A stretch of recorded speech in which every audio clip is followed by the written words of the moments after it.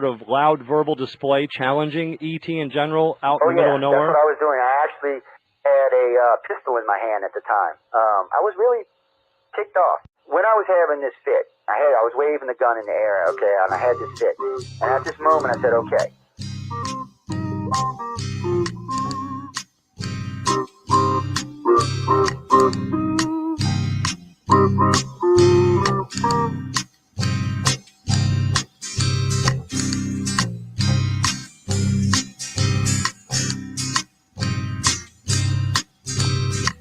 He was a Louisiana man named Montaldo. Folks around called him Six Gun Joe. Worked with ICAR, don't you know? Investigating UFOs. Out for a drive with a gal one night, they stopped to check out the reporting site. When an alien lit right there on the ground, he commenced to throwing his weight around. Now, old Six Gun didn't take too kindly to that kind of thing, especially without Vaseline or anything like that, Seriously. Well, Six Gun looked that critter right in the eye and said, "Any last wish before you die?" Yo, reached for his gun, quick as a twitch, and said, "Fill your claw, you son of a bitch." Now a legend spread across the land about this pistol-waving man. But if you're from space or from Earth below, you don't give no lip to Six Gun Joe.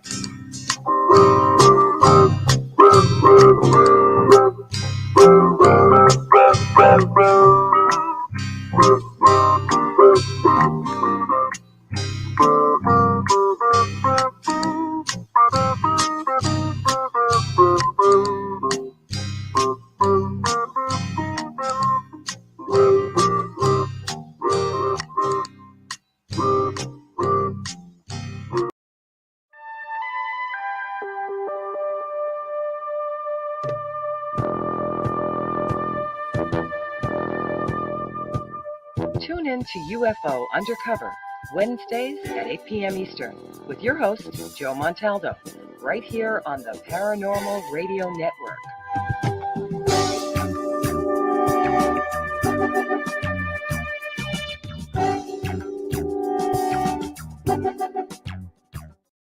Welcome to UFO Undercover, with your host, Joe Montaldo. Joe Montaldo. Where is he, Joe? Joe. Oh, there he is. Hey, what's up, guys and girls? I hope everyone's having a great day, great morning, great afternoon, all around our big, beautiful blue planet. What's that, Jackie Lee? Yes, you could say I coined that. I've been saying it for 30 years. Yes, I know. I hate to even admit we've been doing this that long. I know it's overall, all told, I've been doing this kind of research since I was like 11.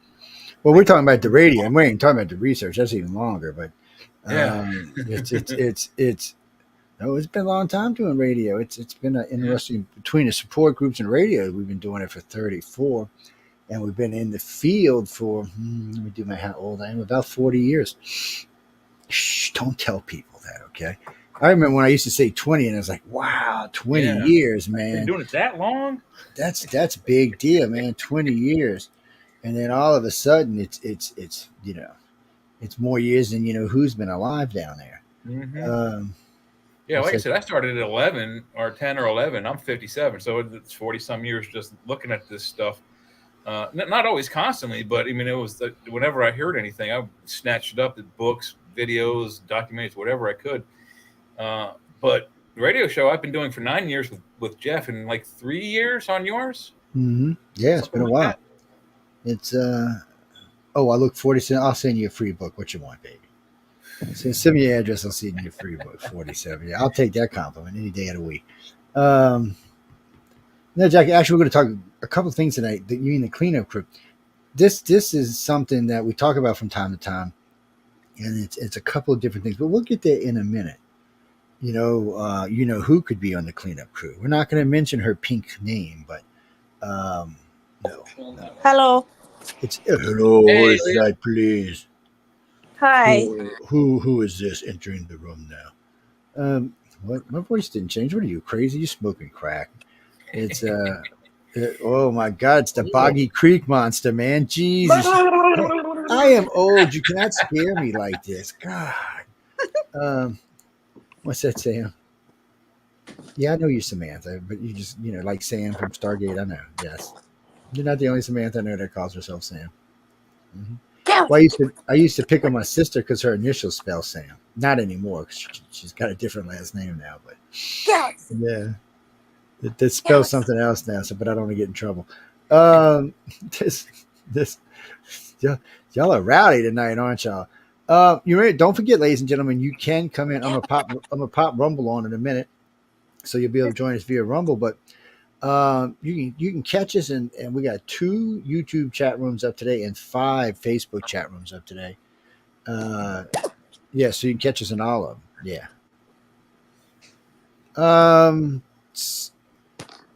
You know what? I'll dig the number out of my email in a minute. Yeah, it's assigned a number right now until we decide what we're doing with it. She's holding her baby alien. That's disgusting. This is Galaxy. Is it a black kitty? I can't tell. He's all gray. All gray? Okay. He's a demon spawn. He's a Russian blue. Oh, I love Russian blues. I've never had one. I've got 3 cats. I have a black one and 2 oranges. The orange is the original cat. All the rest of them are copies, baby. You mean like in the movie Mummy? Yeah, cats. How do I know? I've had plenty of cats in my life. Yes. Mm-hmm. Yeah. They all taste very good. Yes, they do. I don't know what to tell you. Well, why bury them? I'm just kidding before anybody writes to me. Well, I see weird stuff online, like, people cutting up whales' heads and, and stuff like that. And I'm thinking, how do you get in his backyard?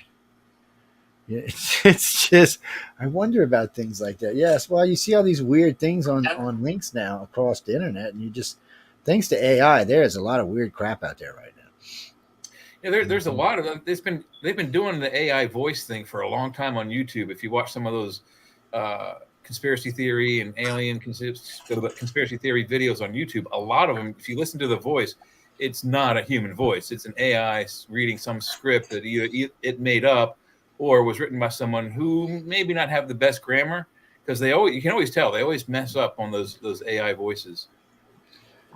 Yeah, well, they got a lot to go on that. Jimmy, yeah, we're gonna talk. Calm down. We're just chatting. We're gonna be talking about the cleanup crews in just a minute. I know it's not like the end of the world or anything. That's a cool patch. I have come for you. And no, as far as I know, it doesn't matter what city you're in, what town you're in, what state you're in, what country you're in, what province you're in. It doesn't really matter. You could be underwater on top of the wall. You could be in prison. You could be in a White House. It doesn't matter. If they want to take you, you're getting taken. There's just nothing. There's just nothing anybody can do about it. Not at least at this point. Give us another 10,000, 15,000 years, and maybe so. Maybe it'll be something that we can do about it then. It's no, really. That's really another 10, 15,000 years, and maybe 100,000 years. Look, they have the ability to pull us out of time. I don't even see that anywhere on the shelf right now. Things like swapping out memories or uploading consciousness into other bodies. We're working on that kind of stuff. That's actually a legitimate government project. Our brain is just a biological computer. That's not so hard to comprehend. What is the time travel thing? We don't know. We don't know 100% about even our own brains, and yet we want to try to figure out time travel and that kind of thing. We need to grow up before we have some of the stuff these aliens have. Yeah, we got a long ways to go. It's well, I don't think, especially the Greys, I don't think they perceive time in a linear fashion. They don't seem like it's.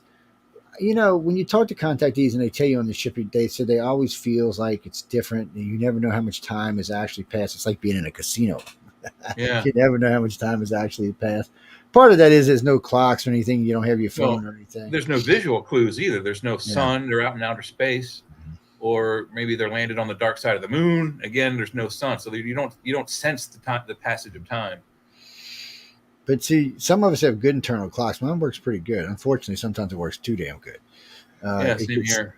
It gets stuck like when we flip time zones and so man. When we flip anyway, it's a pain in the ass.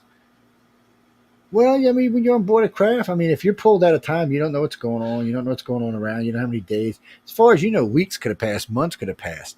Well, they And when can they also, put if you they're back, brain powers, they can put you in a state of comatose, like unconsciousness, where they can hit you with hot brands of fire and you wouldn't know it. You'd never feel it. That's how powerful their brains are. So you don't even have to be awake for the experience, and most of the time you're not. well, I mean, you might be like Leah having strawberry ice cream for 2 months with Jerry the Gray. So, but when Jerry puts her back, he's like, "Well, I'm putting you back the day I took you, dummy." And she's like, "Wait, what?" And then it's confusing. You were And gone for not 2 just months. the You day. know, you got 2 months in the memories in your head, The but very you got instant like after no you time. leave your room, you're back. And sometimes it might be a little gain time. It might take 10, 15 minutes. Or sometimes it might be a little lag, but still, you gotta go. And how does this work? Well, we don't know how it works. And some people are saying that it could be just a dimensional thing. They're just pulling you sideways in a dimension, and when they push you back through the dimension back into here, it's basically at the same time they took you. They I don't have know. magic We don't spells know like that nothing in about Dungeons and that. Dragons, where you can bump out of time into like a dimensional space and put things in it and keep it forever. See, I know how to barbecue you down, people. So Bob the alien will tell you all about it. He's like Morgus the Magnificent. He can speak telepathically. Are you talking about cooking a dragon? No, No, dragons would be too tough. Indian Bob. Yes, we're talking about Bob back here. Grays are very tasty. Yes, they are very tasty. What can I tell you? Yes. Y'all are nuts. What is with all this weirdness coming on my thing tonight on my messenger page? Stop it.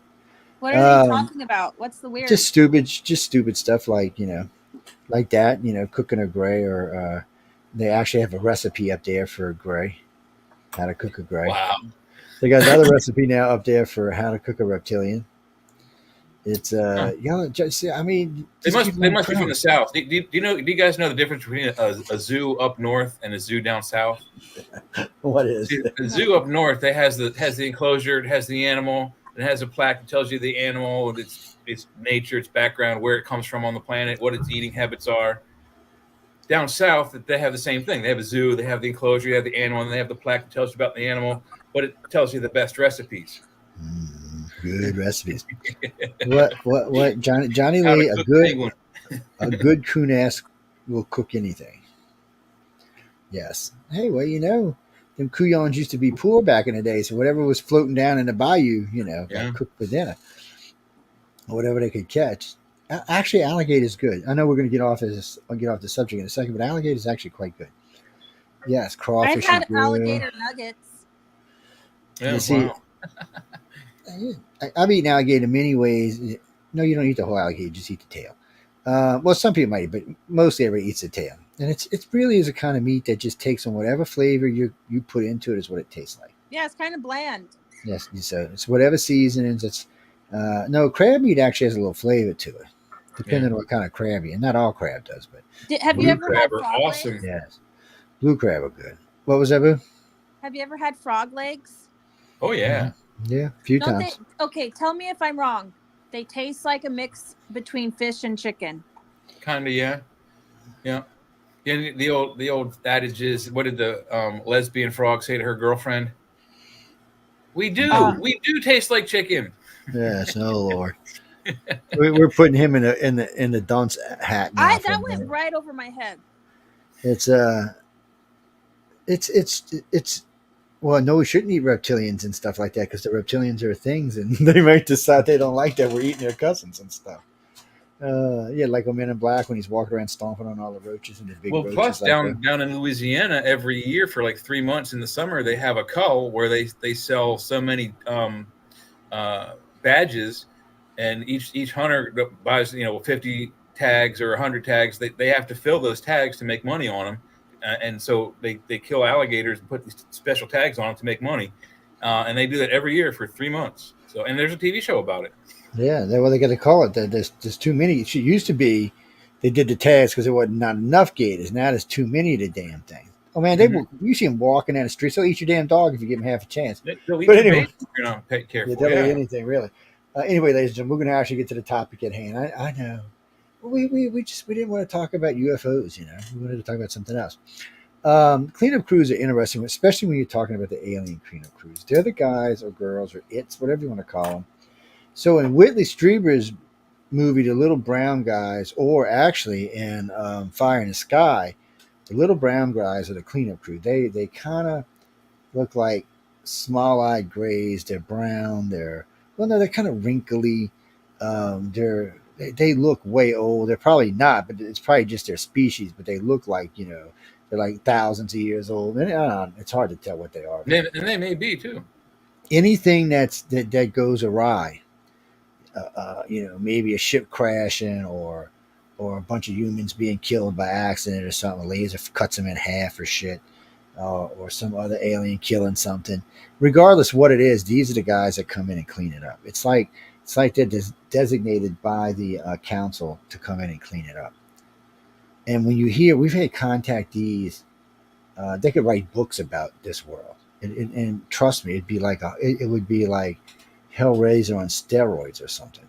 It bats of blood of all kinds, of different kinds. It's like they keep a bat there for each different kind of alien that's come through, and they just keep filling them up. Somehow or another, they squish out all the body parts and stuff. Everything is reused for something, and that's exactly what it's for. And I was like, well, that's just disgusting. But I don't know if it's for everybody or just the lost ones. Where did you hear about it? Like, when did you learn about what a cleanup crew was, and how did you come across that information? So the very first time I'd ever heard about this was in 1984. I believe it was 84, and I was barely kind of even into this stuff. I was really into some other stuff, but because of some things that some people had told me the 2 years prior, it made me kind of curious. So I was talking to this gentleman who somebody had referred me to about a particular contact he had. And he starts telling me, he said, well, I was on this ship.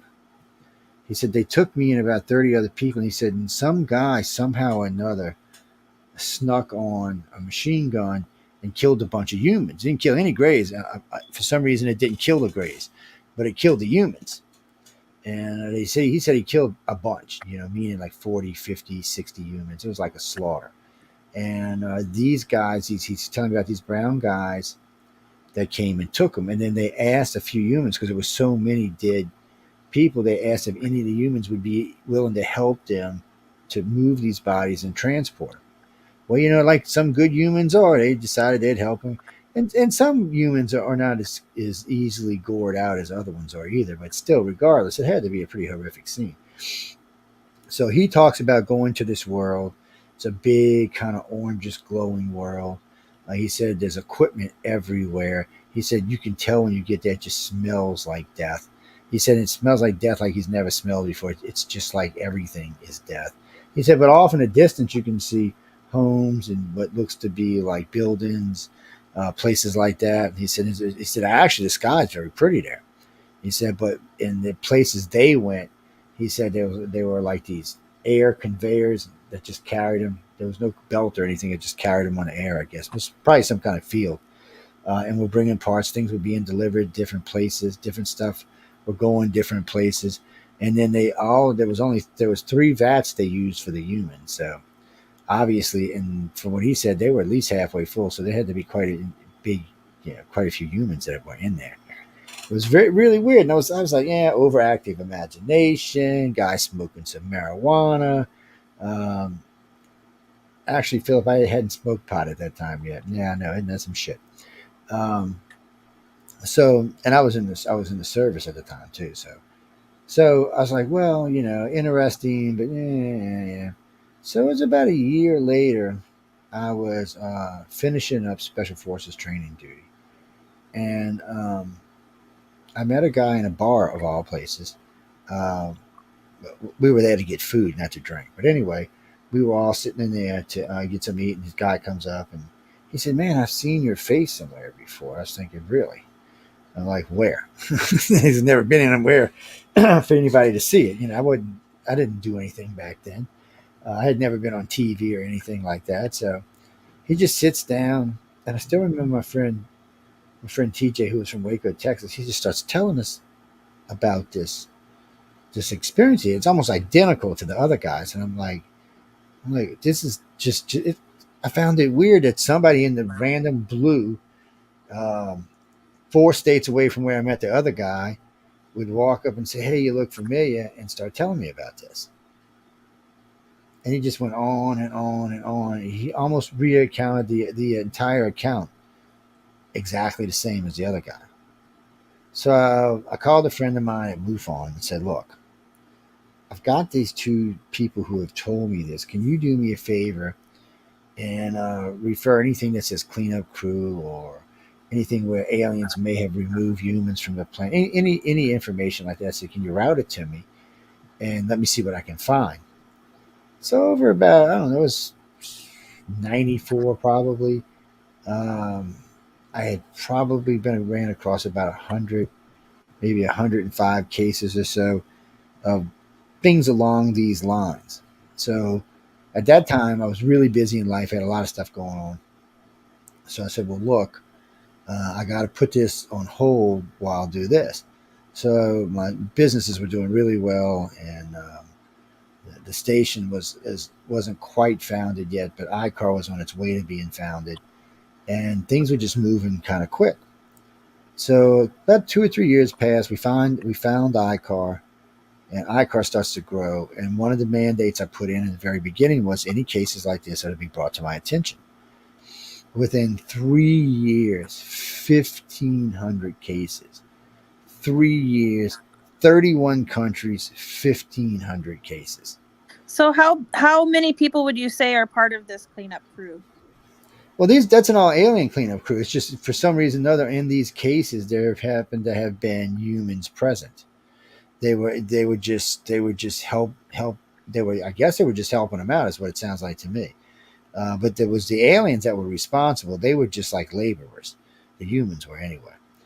They were just part of what was going on. And he said it always amazed me because they originally wiped their memories. He said, but the one guy was a janitor at some office building. He said he remembers. It was late at night. He was mopping away. And he said, "What is this?" And he kept getting these flashes. And he went and seen a psychologist about it. The company actually paid for it. His company did. And the guy said, "Well, you're not crazy." He said, "I don't know what it is. Maybe it's a health thing." And the guy sent him to go see a doctor, but they never could find anything wrong with him. And then on the hypnosis, it all came pouring out. So, but it's not just that one thing. I mean, it seems to have happened multiple times in multiple areas, off-world, on-world, on ships. There seems to be, I guess we'll call them accidents. What specific criteria would need to be met in order to be part of such a crew? Well, to be on the aliens, you have to be an alien. You have to be one of the Browns. Well, we're getting the human thing, that's different. But on these guys, since this is the alien cleanup, because they're taking care of, they're not going to allow. How many should we phrase that? They wouldn't entrust humans like us to handle the cleaning up of our own species or anything else for that matter, because we probably would F it up like we do everything else. It would probably be like, oh, well, I mean, you can look at any of the CIA efforts to hide the UFO stuff. They've done a horrible time. I mean, there's still a lot we don't know, and there's stuff that there's some really, really great evidence they have hidden behind the scenes. But they even the U.S. government, all the governments on the planet, they can't keep it a secret. So eventually, we're going to find all the stuff out. But eventually, stuff, even with cleanup crews, eventually stuff gets out. Yeah. So the purpose of the cleanup crew is to keep it a mass global secret? No. So no. So you're getting things. Okay, these are aliens. These are just alien people who are. That's what they do. That's what their species does actually, and they do it for the entire Federation or the Galactic Council, not just us. They do it for everybody. So somehow or another, the way their whatever you want to call it, whatever they call their group. Must be their way of getting rid of bodies. Since there's hundreds of trillions of beings out there that are part of this, it must be the way they do it, and it must be a form of recycling and cleanup. That's what it is, really. Here, they're doing it to keep it a secret because it can't get out in public. But it's still for the same reason. They're still going to recycle it and use it. And when if Earth ever becomes part of that federation or whatever it is, then we would probably also do the same thing with our dead. They would probably handle those as well. So are these like the garbage men of the galaxy? For human waste, yes. Well, I would think that they'd be more like the cleanup crews that come in after the mafia hitmen to make the place look. Oh yeah, that's a good way of putting it. Or recycle. They could be the recycling guys. So also, this is what keeps coming to my mind, and it's actually a personal experience I had. I don't know if you guys are familiar with the Russian River in Northern California, but I don't even know if they still do it. But back in the day, they used to have like a few days long reggae festival, and at one point I think it was called like Reggae on the River, and then another time it was called Reggae Rising. But anyway, it was like a yearly festival where all these people would meet up and go inner tubing and drink a lot of alcohol, smoke a lot of weed, and there was live bands, and people would camp out for I think a 3-day weekend or so, maybe a week, I don't know. Well, I went to it just wondering, how do I get in there, right? I had no tickets. I just wanted to go do something off the wall, I guess, and ended up in the recycling crew, right? I was able to get in because I volunteered as part of the cleanup crew, basically. And we were in a separate encampment from the rest of the guests that had their own, like, bought and paid for in camp zones. And so it was kind of private, we were like stuffed away in the back, and we had to do a job to be there. And at the certain times of the day, we would go clean up trash or go clean out the porta potties. And that's what got me in there. So I don't know. I want to draw some type of parallel between that experience and this one for some reason.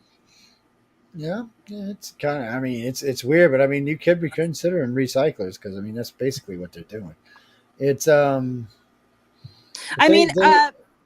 was recycling anything. That's just what they called that's what they called the position, the recycling crew. But it really was to clean up all the, to clean up after the people who were actually partying. Like we would go with the stick with the thing on the bottom and clean all the cups and bottles and plastic chip bags, and we would walk around with the garbage bag and clean up the trash on the ground. And I was only there for like a couple of days, but it was quite the experience. It's it's always good to have some fun out there. Jackie, well, we're gonna get to the human cleanup crew in just a second, but so like in Whitley Strieber's case, there was definitely a cleanup crew there involved. From time to time, or if there's accidents and stuff like that, or sometimes if they're going in to remove a body's consciousness and for some reason they have to move the body or something, that's the guys they're going to send in. Yes, that's the guys they're going to send in. I mean, it's because what they do. I mean, it's just what they do. They're the guys. That's what they do. They go around any kind of disasters or any kind of problems or any just general cleanup of bodies in any of the worlds, including ours. They're the ones that clean it up. So here they're just doing it for the Greys or the reptilians and humans. They're not actually doing it for us. We're just helping them out when it happens. So do people know prior, like throughout their life, that's something that they're going to end up doing? No, not that. That's not how it works. So with the alien cleanup crews, that's usually just the aliens. The humans aren't usually involved. When it's overwhelming, then the humans will be involved. The human cleanup crew is something different. And we're going to talk about that in about 10 minutes. That's a whole different thing. It really has nothing to do with the aliens in that way. They're a cleanup crew for something else. What was that, Pete?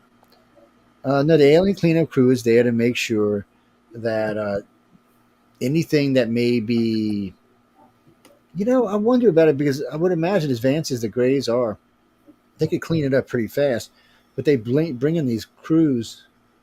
Like maybe they're scared of human blood. I don't know. Well, I mean, with their technology, they could probably put a bubble of time around it and, spend, years to clean it up and then hide whatever evidence they need to hide, change things so it looks, not suspicious, and then bloop, turn the time bubble off, and then no one will be the wiser. Why does that remind me of the movie Dark City? I have no idea. I know. Have you heard of that movie? I've seen it. I think I've seen it once. I don't like it when I don't remember movies. It's always bothers me. I don't know. That's one of the movies I recommend people to watch for some reason. It didn't get very good reviews, but it's a good movie.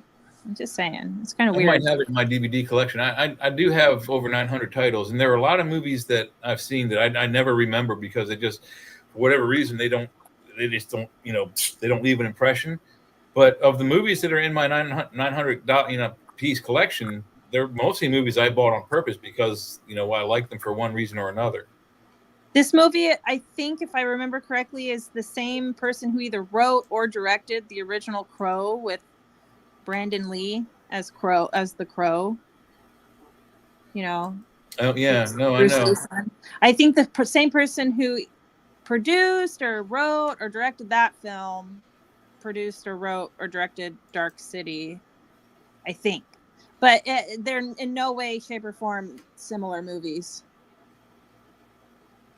If memory serves, it's in the style of that movie, like The 300, which is a kind of very comic booky type violent added special effects to it. It's a lot older than that. It's like from the mid 90s, and it I think I know what you're talking about. You're talking about that one with Elijah Wood where he gets that style. V for Vendetta has the same type of style. This does this movie's dark. That superhero movie with the guy that's blue and naked all the time. This movie's filmed with very dark lighting. What year did it come out? I want to say 1997 or 98 maybe. 98 with Rufus Sewell, Kiefer Sutherland. Yes. Okay. Yes, they're weirdos. Don't worry about them, guys. I don't think I saw that one, but I might have. Well, put it on your watch list. It's anyway, getting back to what we were talking about. So if you happen to see these little wrinkly brown guys coming up, I'd haul ass. I would not be wanting to stay around, hanging out, saying "What's up, great guys?" Why? What would be? Well, I mean, you might be getting cleaned up. They might do harm to you. Yeah. Yes, you might be what they're coming to clean up.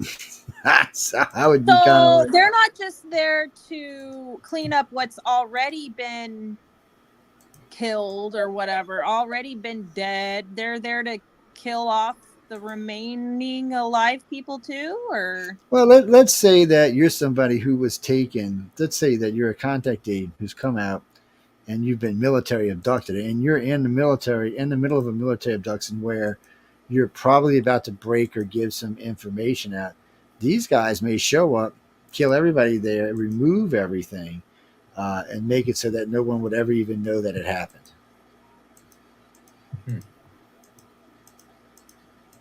So sometimes, I mean, it would just be like, now the government would know because, they would have lost people. Or not the government as we think of the government, but the Milad people would have lost people because, what happened to them. But still, they can do that. I mean, they don't, especially the Greys, they do not like their people being Milad. They really take a pissy view of it for some reason or another. So they'll come out and abduct your ass and do all kind of lovely things to you. And then,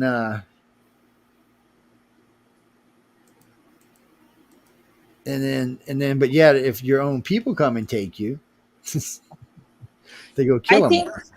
I think that if you were to broadcast the messages that you get on the side of the screen, that people could see messages, they wouldn't be so crazy. Of course they're crazy. Well, I guess I could copy and paste them. I don't mean cuckoo crazy. I just mean inappropriate. Let's see. What is this? Now, why is this under my name? Let's see. Okay, sorry. Google just sent me some weird stuff while we were talking with the show's name on it. I have no idea what it's about. Anyway, we're gonna switch over to the other cleanup crew here in a second. No. We're gonna no. Who wrote that shit? No. We're gonna take a little break. Calm down. I know y'all need to go get your marijuana and your Coca-Cola and your bourbon and your wine. I'm over here typing coffee right now. Like as you're saying that, I need coffee. So anyway, whatever your caffeine is a Schedule 5 or Schedule 1, whatever the lowest number is, drug. It is on the spectrum there. Yes. What, coffee? Caffeine, it's in your coffee, yes. What? Well, I've always known that it's like it's one of those substances that has been legalized, much like nicotine or tobacco, that people get addicted to. And then, those in the upper ranks of society have figured out a way to, what is the word? Exploit the addictions of the humans in order to make money.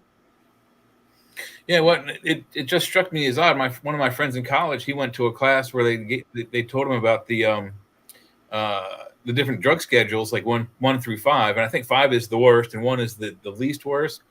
And they just took marijuana off of 5 and put it on 3, but at the time it was number 5, and they always kept saying, even back then with the propaganda, that it's the gateway drug. Yeah. I think the highest, like most like illegal or whatever is Schedule 1. Yeah, like heroin and marijuana was on there, and LSD. Yeah, number 1 are the not harmful, or the least harmless ones, so they say. But of the least harmless ones, they have caffeine, nicotine, and alcohol. But they always said for the longest time in the 80s that marijuana was the gateway drug to worse things. Yet I tried caffeine, alcohol, and nicotine in that order way before I tried any other like street recreational drugs.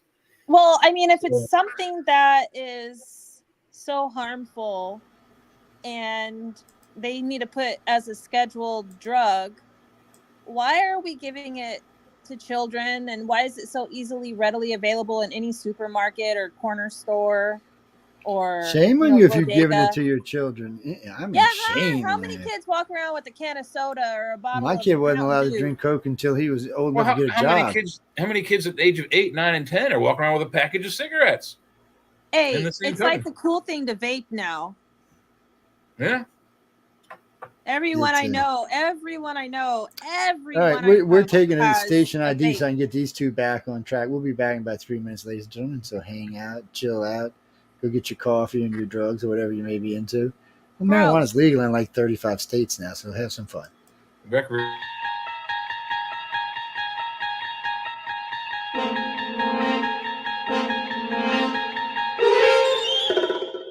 You're listening to UFO Undercover with your host, Joe Montaldo, right here on the Paranormal Radio Network.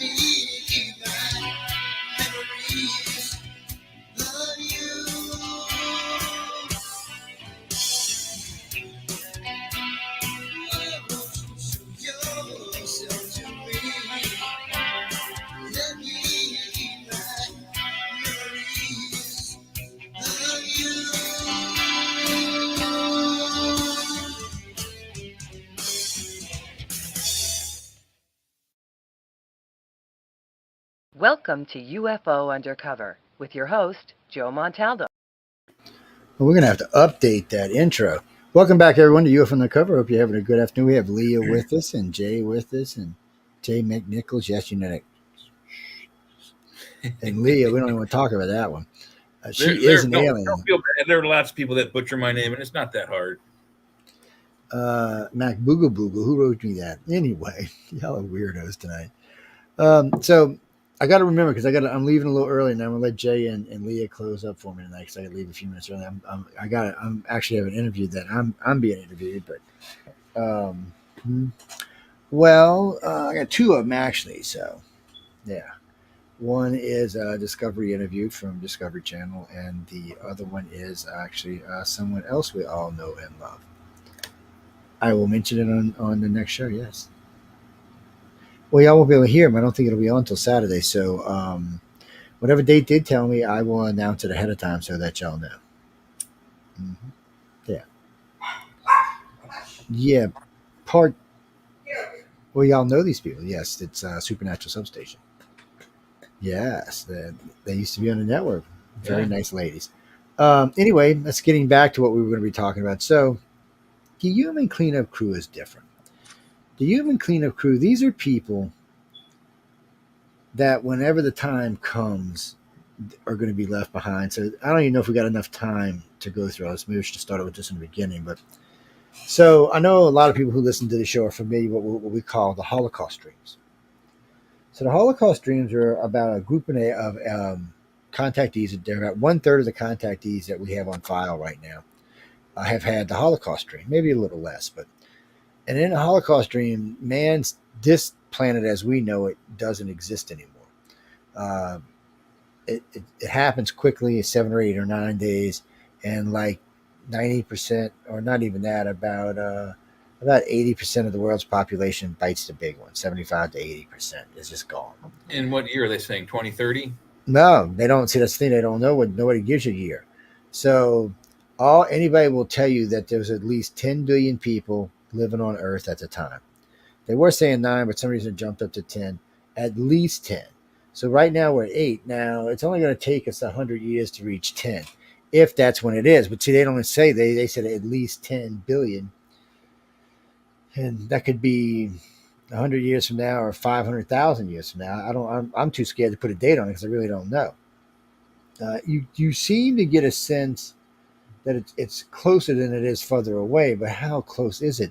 Because the Greys judge time much differently than we do.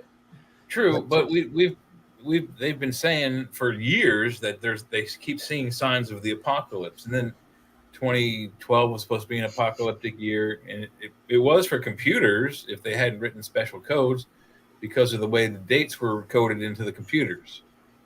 The only thing that would make it would be bad would be you wouldn't be able to save stuff anymore.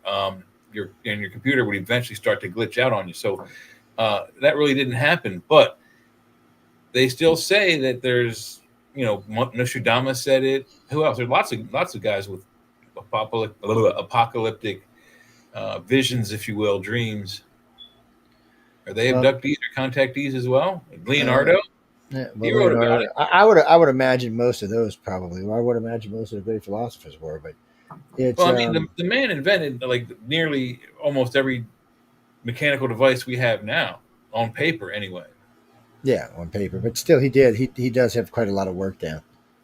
Yeah, I mean, like he invented the hang glider. What we have today, though. I mean, don't you think there's? I mean, yeah. Well, I mean, someone's channeling that stuff or giving it to him. Yeah, well, I would figure he had access to something or exposed to something, or maybe he was allowed to go into one of the reptilians' libraries. I hear they're fabulous, but regardless what it is, a lot of hallucinogens. That's possible too. They do say that LSD opens up different and new pathways to the brain, making it possible for you to do things you couldn't before. But Nostradamus was a little different.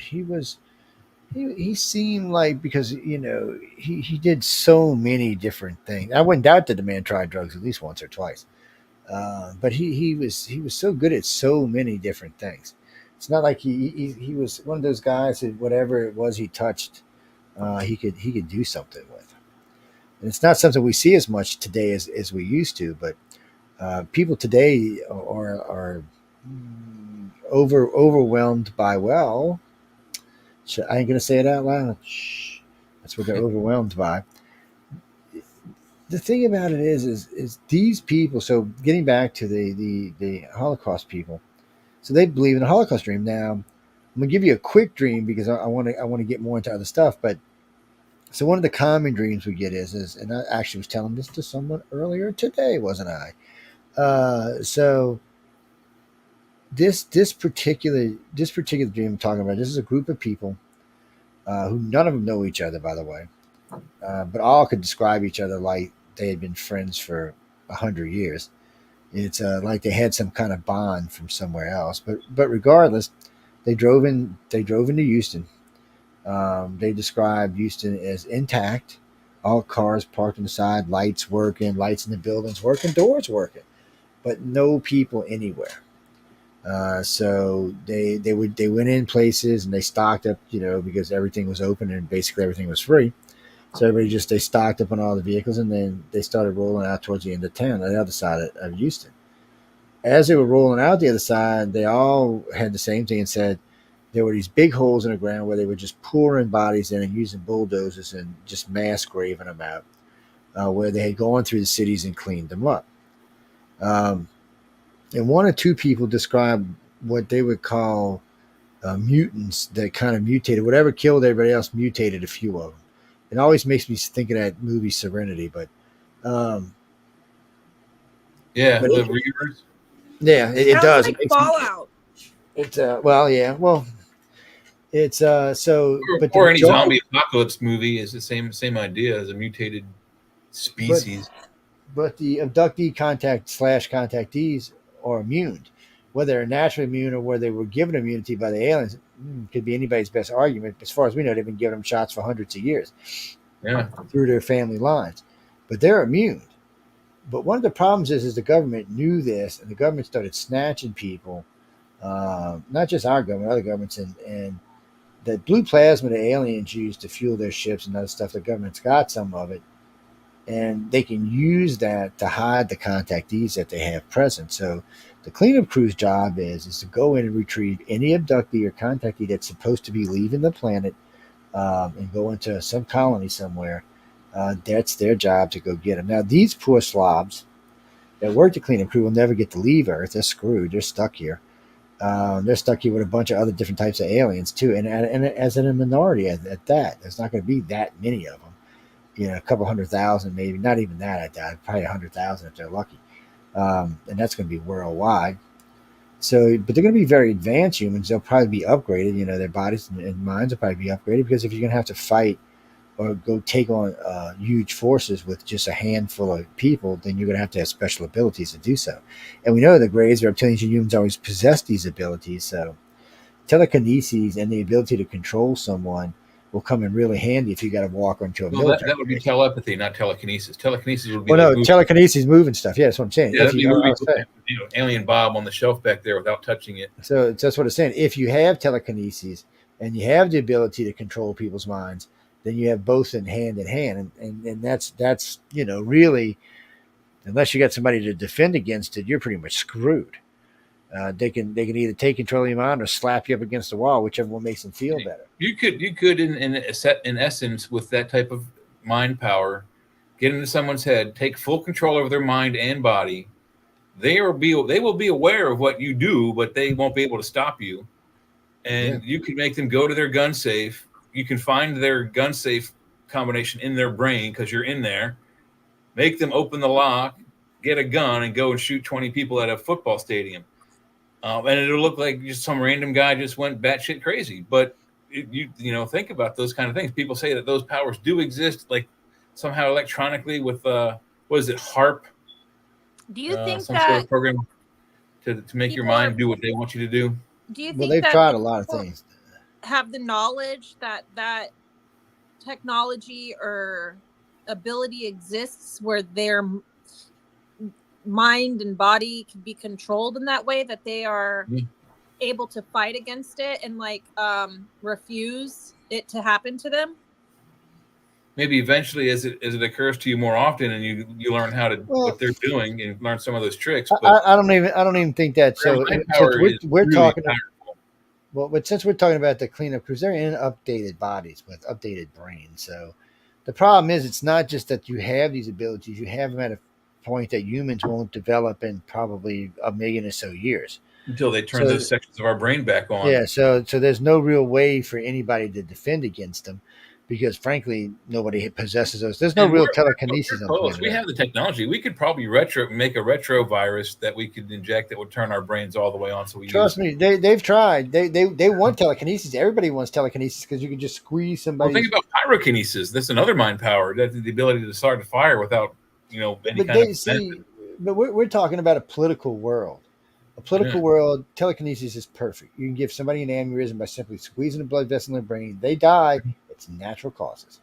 Mm-hmm. There's no way to ever prove it anything other than natural causes, or Yeah. squeeze somebody's artery. You could sit there and literally take out half the politicians in the planet, and easily take over because Wouldn't everybody that would be be so like playing disorganized. God in a way? Oh It yeah, if would you had those certainly. abilities, you could. Yeah, it would certainly give that person a godlike feeling, especially if they did it frequently without remorse. They could personally shield themselves. They could drop tanks in people's heads. It's just Well, but the I point agree. is I agree nobody with both has the sides. ability. Yes, After the shootings, they all said that that kind of violence doesn't have any place in politics. I agree with that, but you just can't stop that kind of stuff. And if there are people with mind controls out there, whether it's a device that the government has or it's a mind power of the Greys and the reptiles and what have you, they can make anybody into an assassin. You don't even have to own a gun. They could walk you into your neighbor's house who has guns and have you open his gun safe and go out and shoot people with his guns. It's the mind powers they have. Spock said it best. They could make us pull the wrong switch and obliterate ourselves in a heartbeat. and don't you know the government wishes they could do it too, man? Yeah. What type of events would need to take place for there to be a need for a cleanup crew? Well, it's already in motion. They had an encounter with an attack with another alien species, and there was debris on the planet. No. We're talking. So y'all crossing two different things. So there's one type of alien, the alien cleanup crew, which does that. But the human cleanup crew is only here to retrieve human contactees and make sure they rendezvous with whatever alien they're supposed to be leaving with. That's all their job is. The problem for them is they're going to be going up against military forces, and not just military forces, special forces that have been preparing for this for a while, that already knew it was coming. Yeah. So they're going to have to be able to have the abilities to do things. Frankly, that's the reason they can't leave the planet. I think the Greys and even probably the Council figures, once they've killed a few hundred people, or done things to people that they're not going to be able to shake off, they're not going to let them leave planet Earth. Whereas everybody else is being taken off the planet. Why? Because they're going somewhere else. Where? Well, they're going to be, I don't know, not just one somewhere else, several somewhere else's. So it's not going to be just one place. They've been already taking us for years. Will it be a form of punishment to be left here on this planet? So I'm saying that it is actually, we're on like a penal colony kind of thing, like a Botany Bay, the whole planet. Well, so I wouldn't say that it's a punishment. It's actually not, because they could have just killed you. Your reward is subdued. Anyways, they subdue how much of our brain we can actually use, and they subdue how far out in outer space we can go so far. But we're not worried about any of that. None of that matters at this point. All we're talking about is where to clean up. Because when the cleanup crew's here, getting off the ETs, all the humans are gone. They're either dead or off world. One or the other. There's no in between. There's either 80% of the population of the cleanup dead. crew in the first place if everyone else is gone or dead? Like, what would Because need to be not cleaned up? everyone is gone. They say 5 or 10% of the abductees and contactees get left behind, because they had been taken for whatever reasons by different groups, so that they could use whatever immunity they had from whatever killed them. Because remember, all the contactees say the same thing. There is no physical damage to planet Earth whatsoever. So there's no meteor impact. There's no war. It's something else. They don't even say it's a virus. They just say it's something else. And it just goes through our society in 7 days. As long as it took to create us, it took to destroy us. What? And about 20% survives, and out of that 20%, 2% are, well, whatever you want to call them, and the other 18% are contactees. And they're either going off world or they're staying here, one or the other. But you're going to say that it was a form of a reward. It is a reward. You're still alive. Plus, you get, think of it, you've got an upgraded body now. It's You're stronger, given faster, and more immortality for one powerful. thing. Yeah, you got immortality. Plus, you have special abilities now. You have Yeah. all kind of mind abilities. So you're definitely upgraded, and you're going to be living with greys, reptilians, humans, and other type of aliens that will be coming here to colonize the planet with you. So it is a reward. I mean, it just sucks that you don't get to go to one of these peace, love, and light worlds where they're all like floating in the sky and playing little harps and shit. Whatever they're doing, I'm just Well, exaggerating. they actually talked about this in the original Star Trek. They have a character named Gary Seven, and he was supposed to be a spin-off TV show. And I forget, I think it was Goldie Hawn was his secretary. They were going to do all these like investigative adventures, but Gary Seven was a human from Earth in the 1940s or 50s who was abducted as a young man and taken off world and trained to be a special agent with these group of aliens. And then as he was coming back to Earth to begin his mission, he was intercepted by the Enterprise and he landed on their transporter pad. But it's a very cool concept. He had an advanced brain, he had an advanced body, and advanced technologies. Like he had a special pen that could do everything that the phaser could do, the tricorder could do, the communicator. It did everything. He could type with it. Anyway, but the same thing you're talking about, Joe. This is a hybrided human. Yeah. So, but these are what they call host bodies. These bodies are grown with your DNA. They're just very advanced. They look like you do, not exactly, but mostly. And what's weird about a lot of the bodies is because even the people being taken off world are being upgraded. They're not being left in human bodies. It would be stupid to take these people and bring them to a new world and leave them in this body. I mean, what are they going to get? 80 years? The new bodies are going to pretty much, unless somebody kills them, are mortal. I mean, they don't really age. They know how to turn the telomeres off, all of that. So I'm sure, it's basically, but they're going to societies that don't have war and probably haven't had war in millions of years. They're going places that can help advance mankind. Eventually, they'll let everybody migrate back to Earth or something like Earth one day, so that they can join in the galactic group. But right now, that's not what they want. And I think the contamination must be a little bit rougher because they took everybody off world in the first place. Or maybe there's a secondary thing coming, maybe an impact. For all of us left behind. Yeah. So you're saying that it might be not a reward. Oh shit. you said I'm sorry. You said something about it happening in a span of 7 days because it's most of the people go in, and with the 80% of the population is gone in 7 days. Just gone. What and how? They don't know. Nobody says. People think it's an epidemic or a pandemic, and they know that the contactees, because no contactees die at all, or no abductees die at all. They don't die. And obviously the government realized it, or somebody realized that ahead of time and already figured out a way to use them to save some of them. Because about 5% or 7% of the population that's saved is not abductees or contactees. They're just regular humans. It doesn't really matter because they're going to kill them anyway. Or you might have to kill them. That might be one of the jobs of the cleanup crews, to kill all whatever humans are left after they get all the rest of the contactees off the planet. That might be part of the job. Seems to be a recurring biblical theme where humans get to a certain point and then they destroy most of them, but they save this guy.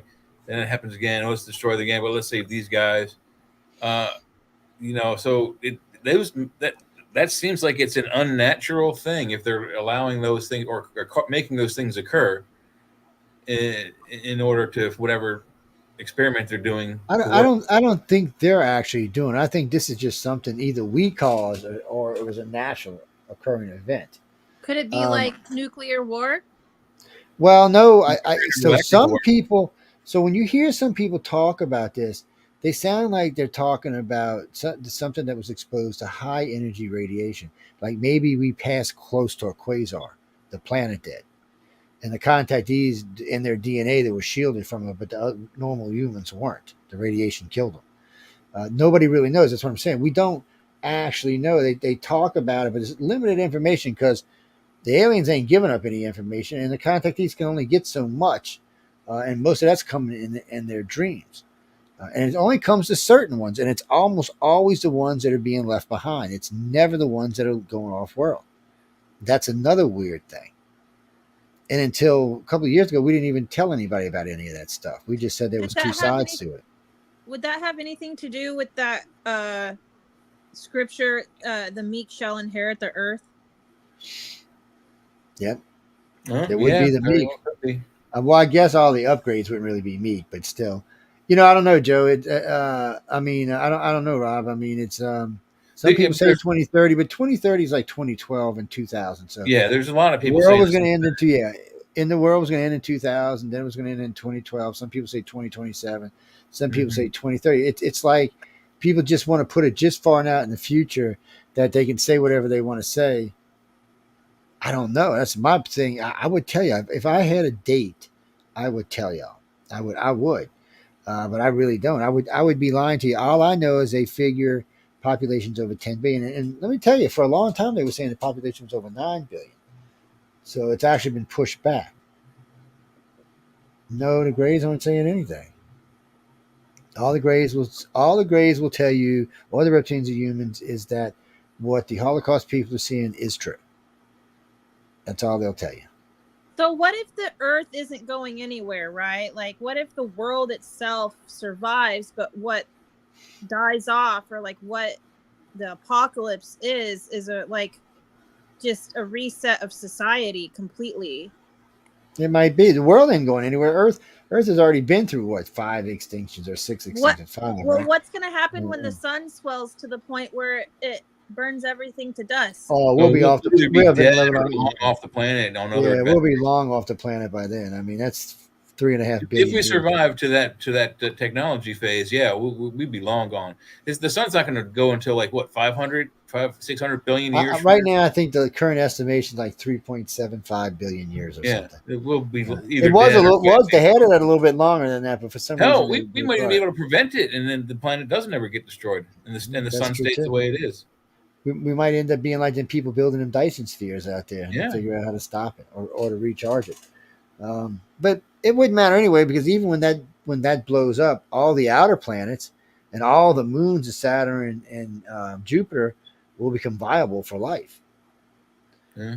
Who knows? The explosion of our sun I think it goes to a brown dwarf, and when it dies, that could ignite Jupiter. Maybe Jupiter becomes a star, and then the planets realign around Jupiter. And Jupiter has 80-something moons, plus Saturn has 160-something moons. We've got a moon. There'd be a lot of things around one sun that might start sprouting life. I know. Kirby, no. You misunderstood what I said. So at 3.5 billion years, the sun goes red giant, and Earth is gone. It eats Earth, and it eats Mars, and it stops. And the asteroid belt. And it stops. Yeah, actually, some people say it stops in the asteroid belt, but I think it stops right there before Jupiter. And that's where it expands to. So that's what we're talking about. But the energy wave it sends out will hit Jupiter, and maybe that's the energy thing it needs to ignite. It'll probably rip off the rings of Saturn too. It might, probably would. It might destroy a lot of those moons. Who knows? Maybe out of 164 moons, Saturn only winds up with 60 moons. Out of 80-something moons, maybe Jupiter has 30. But that's still there's not going to be any 30 life left on planets the planet. around one star. Yeah. There won't be any Earth left. No, Earth will be gone. It'll be dust. Yeah, if the sun goes nova, it will destroy the first 5 planets. Yeah, it turns into a red giant at somewhere around 3.7 billion years. Yeah.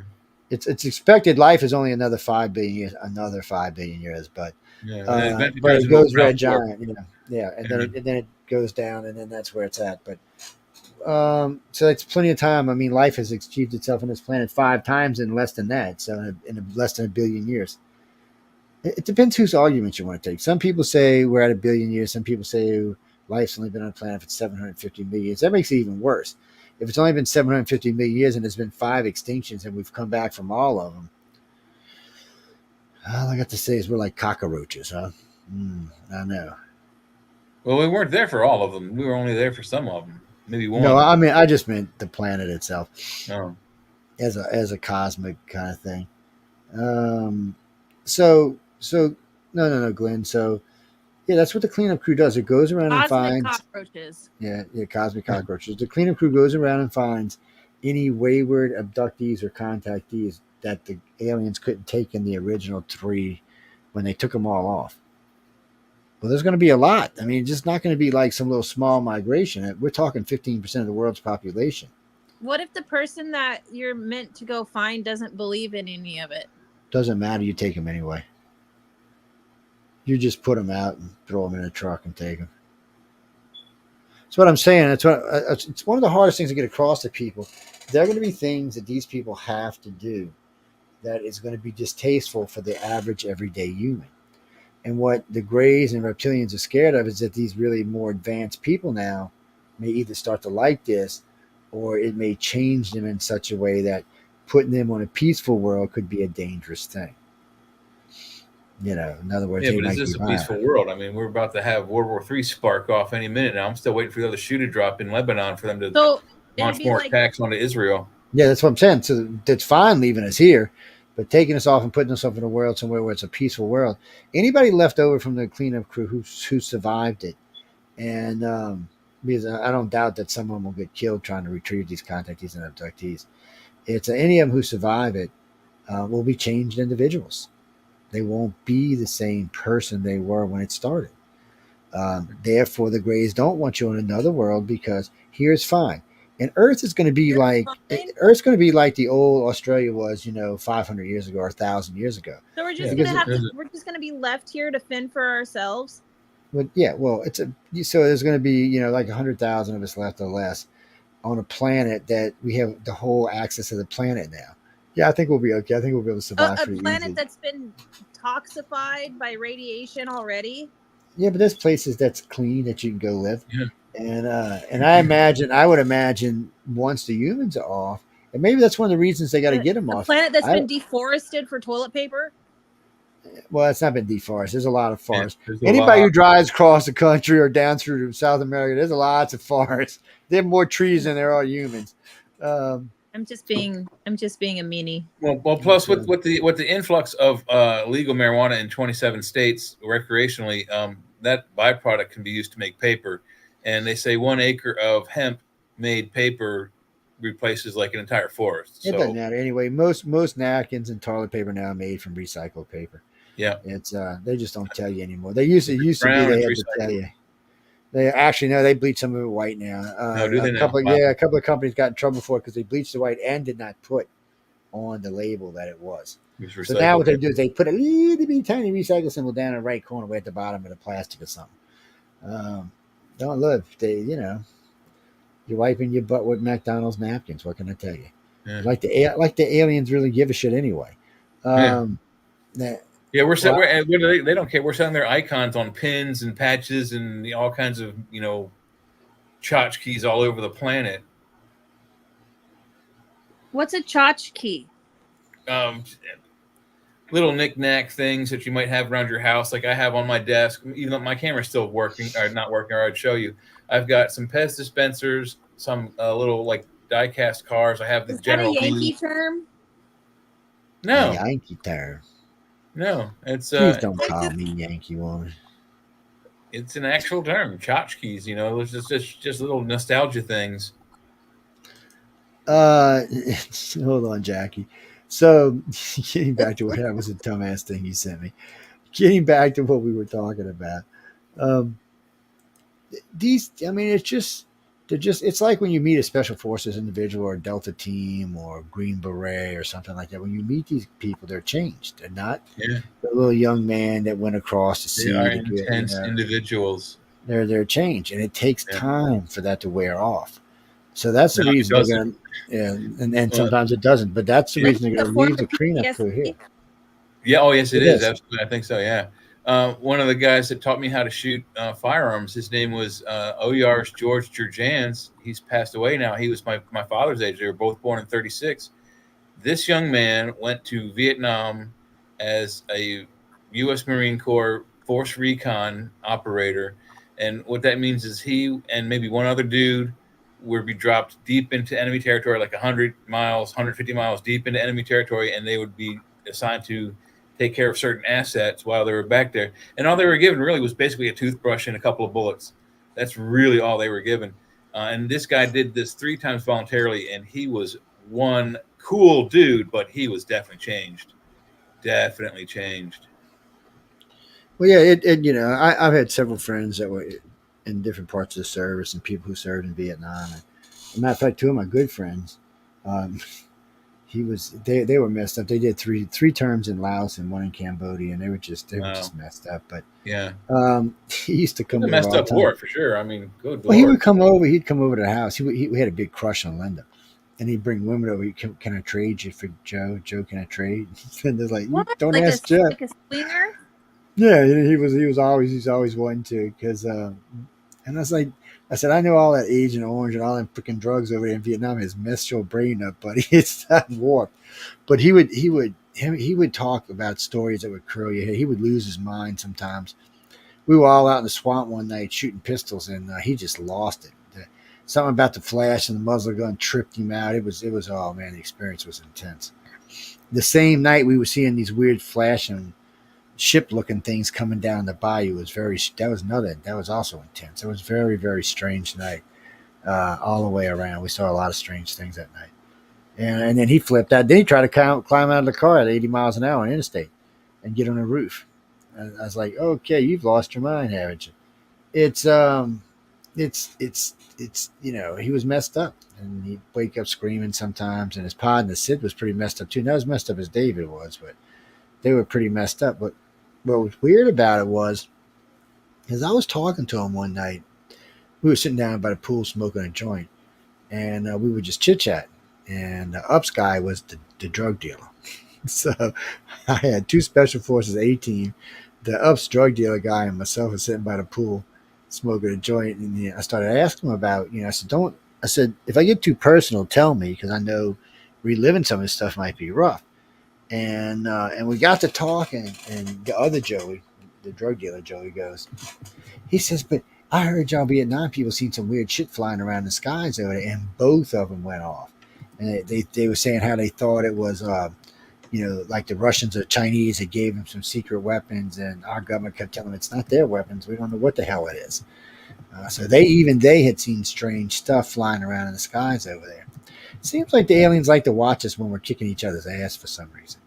It must be like it's like watching football, probably. Or they probably got a betting pool going on. Why don't you see? People always tell me, "Oh, they wouldn't let us nuke each other." Bullshit. Why wouldn't they let us nuke each other? Tell me why they wouldn't let us nuke each other. And there may have been. It's probably too late now. We probably can't figure it out. But we figured out there was 2 nuclear explosions in the atmosphere of Mars, and we know that there were 2 nuclear explosions on the planet Earth because it's in history. But there may have been some nuclear explosions in the past, which are described in certain books like the Mahabharata and other Indian Vedic texts. So if we hadn't already blown up a couple of nukes, we might have been able to, test our atmosphere and find out that, somebody threw nukes down way before we did. I don't know. It's weird. No, Kim. So we did drop a bomb on Nagasaki and Hiroshima. Then there was 3 Mile Island, and then there was Chernobyl, and then there was Fukushima, and the aliens didn't intervene in any of these cases. Yeah. Well, the other 3 were not bombs; they were nuclear power plants that went kablooey. Yeah, but that's what I'm saying. That would have been even a more legit reason to interfere. Yeah. Bombing it, we deserved it, but power plants is an accident. No, they didn't interfere. It's not. First off, I think we could nuke the whole planet with all 10,000 nukes, and they could fix it.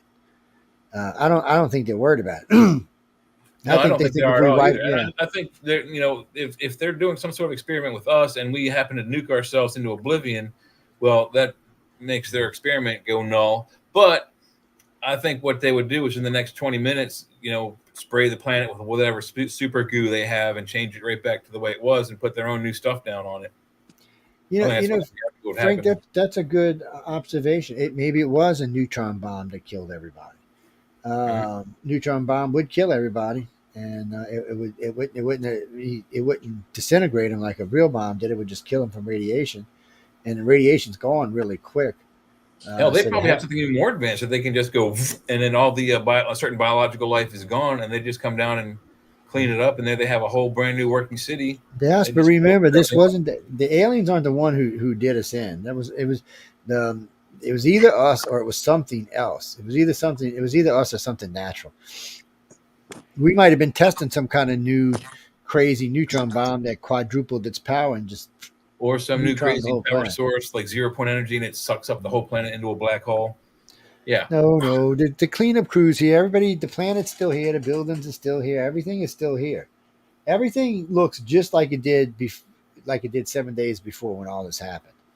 And there's actually physical bodies because we hear them talking about burying the bodies. So we know there's physical bodies and we know everything's intact. And then I would say neutron bomb, but all the electrical was working and neutron bomb was still causing EMP. So, But what did neutron bomb? I bet you there'd be a lot of cities that would be unaffected by an EMP, but most of the third world countries would be, offline grids. Yeah. It would definitely be different.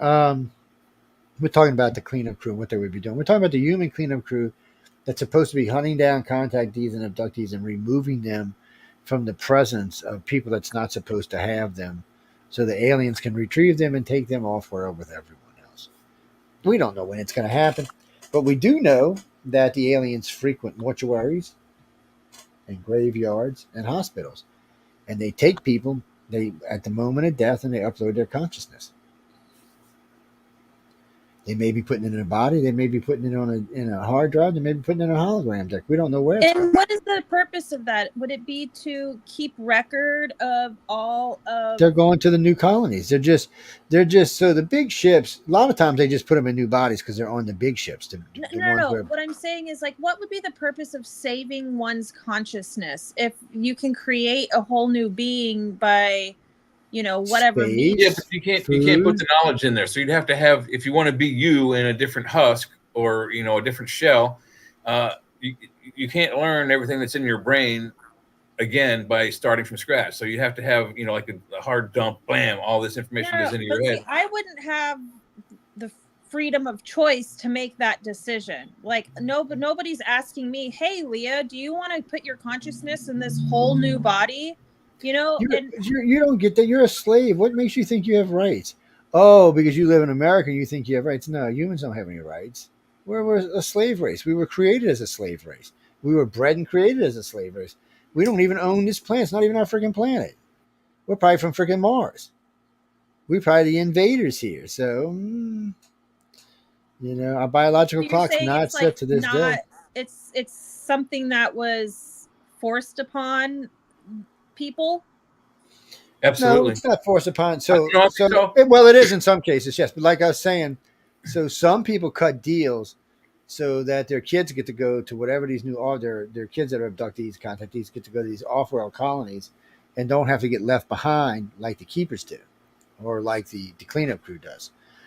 They get left behind, but they make sure that their kids and family get taken off-world. So yeah, it's and there's a lot of rewards in it for it, and but when they take you, sometimes if let's say that this isn't going to happen for 1,000 years, well, there's no need to have Leah roaming around a ship for 1,000 years. You're just going to get into trouble. So they just put you in either a hologram, or they'll just put you in a storage, and you'll just sleep until it's time to bring you out. I could just mess with people and push them up into the little elevator. Yeah, so it's weird how it's all gonna. But the problem for us is nobody can get any kind of real time frame on this. You can bend and twist, and it doesn't seem like the aliens are giving up the time. I would think if it was close to aliens, but according to some not abductees, but some contactees, like Billy Myers and other types like that, it seems like it's close. Like whenever they're going to reveal themselves, say, "Hey, y'all come with us. The rest of you, good luck." There have been many people say that the Greys have said it's close, but for the Greys close, what is close for the Greys? 100,000 years, 10,000 years, 1,000 years? It definitely ain't no 5 or 10 years. Was Billy Meyer being contacted by the Greys? Wasn't he getting contacted by one of the tall white species? Well, there's only three species allowed to abduct you. So it either was the Greys, the humans, or the reptilians. So it was probably the Anunnaki then. Yeah, there was a human aliens. Yeah. What was And, it? What's in your thermos cup with the straw? Can't tell you. You're not old enough to know. You got to be over 40 to know what's in here. It sounds You're like over ice 40, you water. would know, but you're Sounds still a like baby. bourbon and beans. Are those beans rolling around No, in there? no. The Combination. the boss said I can't advertise what I drink anymore on air, so it's in here because they're not a paying customer. Hey, look, she's the boss, not me. People, don't look at me. She's the boss. Usually, it's got iced tea in it, but I don't have any, so it's got something I else. need a mug of coffee. Well, these are great. It's some ones with the stainless steel inside. This Yeah. ice that's in here right now. I've been in here since I left this morning. Yeah, it'll stay that way for hours and hours and hours. Yeah, it's insane. No, I'm going to get ready to turn this over to him in a few minutes because I'm going to be on another show tonight. But no, y'all can't hear. It's a pre-record. Sorry, guys. And I don't know when it's going to air. When I find out when it's going to air, I will let y'all know.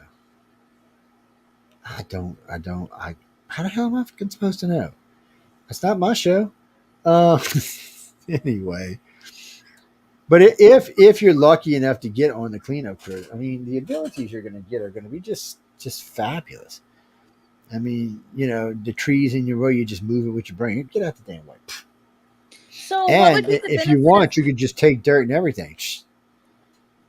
Yeah, what would be the benefit of being part of a cleanup crew versus being able to go to a whole new planet?